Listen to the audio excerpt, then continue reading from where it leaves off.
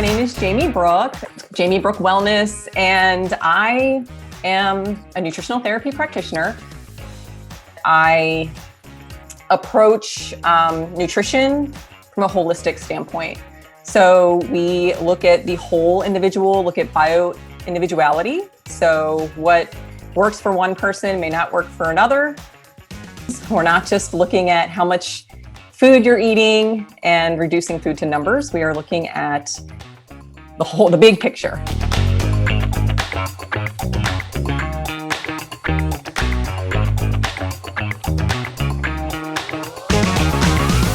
I teach a small group nutritional course. It's a 5-week course. It's one of my favorite things. And we talk about digestion. We talk about blood sugar regulation, the importance of fats in the diet and which fats to avoid and which ones to choose.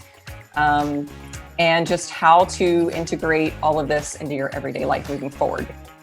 We're all about progress and not perfection. So I'm definitely not a fan of, stressing yourself out about everything being perfect because we all enjoy an ice cream once in a while or whatever. When people come in and I work with them one-on-one and they're just feeling so defeated and they're, they just have removed all these foods and they're just sad because they don't enjoy food anymore. And, it doesn't have to be forever.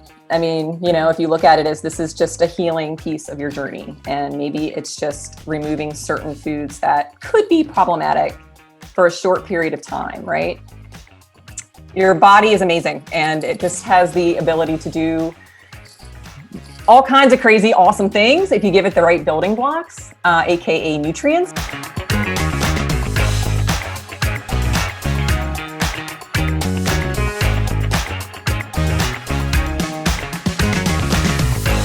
Before I started learning about nutrition and how my body works, in the past, the only time I ever changed the way that I was eating was with the goal of changing the way that I looked. Weight loss, right?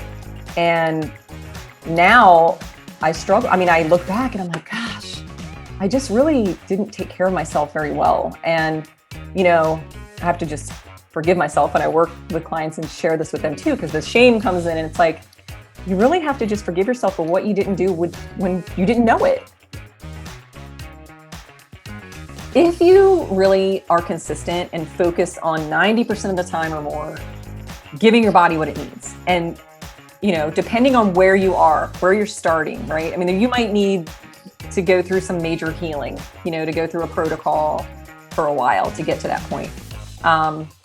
But in general, if you're consistently nourishing your body with good, wholesome foods and not eating a lot of the not so great stuff, the inflammatory foods, the sugar, drinking water primarily and not the sweet drinks, reducing alcohol, then the once in a while that you do have a glass of wine or you do go out for ice cream or pizza or whatever it is, if you can tolerate it, your body's going to be better able to handle that than if, you're constantly eating those foods all the time. And with that said, your body, if you're consistently eating in that, not eating those foods, the once in a while that you do, your body lets you know it's much easier to recognize the messages that your body sends you. It's like, whoa, what did you eat? What did you do? Yeah. If they can get to that point where they just feel awesome and they start to see the benefits and feel the benefits of, just getting in those nutrients and feel like they feel more energized.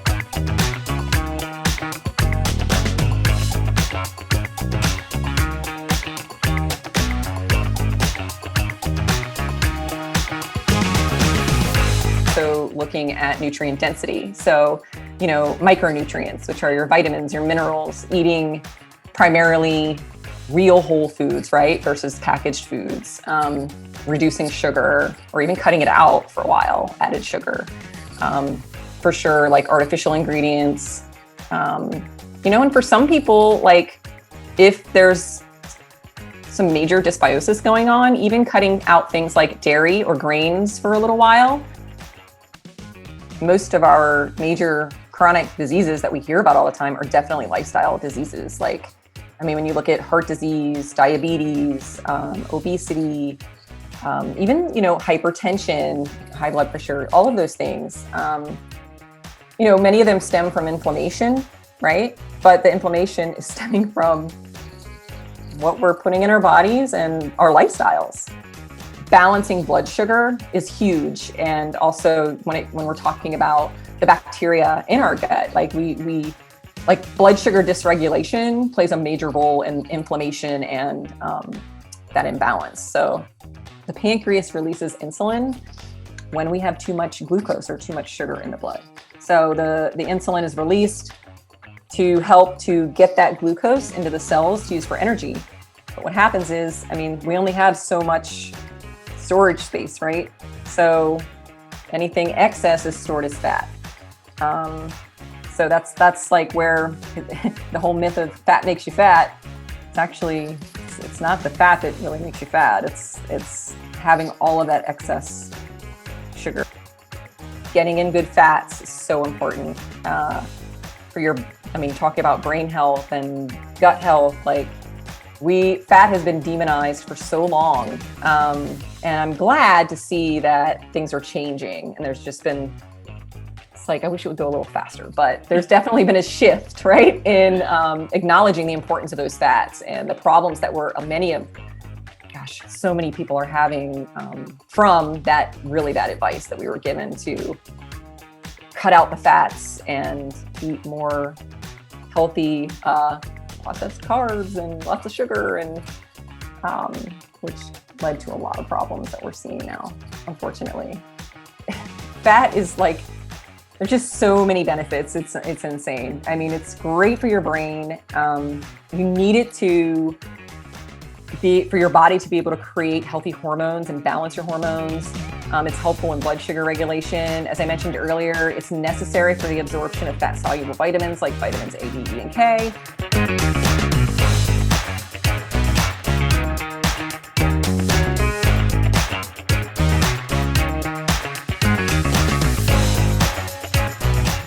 When I work with clients, they just think of carbs as potatoes and rice and grains and things, right? But all plant foods are carbs, even broccoli. They just have different amounts. I like to categorize carbs into starchy and non-starchy carbs.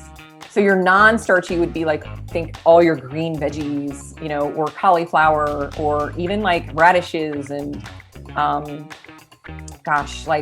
any vegetable that you can think of that isn't potatoes or squash, summer squash or fall squash or whatever.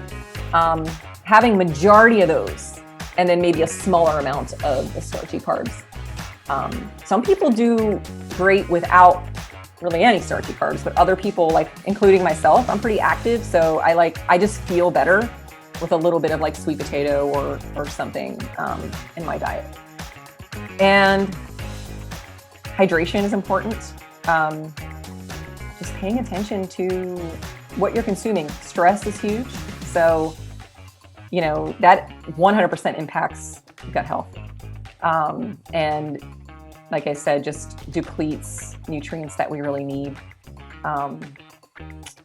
And moving your body helps too. It doesn't have to be anything intense. It doesn't have to be CrossFit or, something that is intimidating. It can be just daily movements like walking, yoga, strength training. I do feel is important, even if it's just a few days a week. It doesn't have to be throwing a barbell over your head, but using maybe some dumbbells, even if it's walking around your house doing lunges.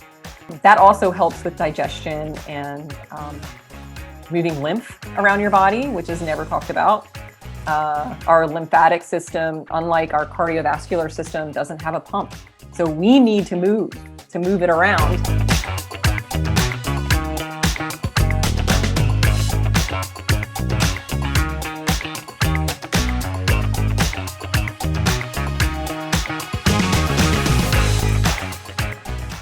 I have a Facebook group actually that's free for anybody that wants to pop in, but I post my what I'm eating.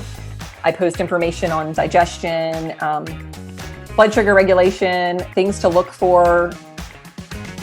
I am not about deprivation at all. Like I don't think that we should deprive ourselves or be stressed out and upset and hate the food that we're eating. And I am all about loving what you're eating and learn how to nourish your body, learn what foods or what nutrients your body needs, right, to thrive, and learn how to do that in a sustainable way.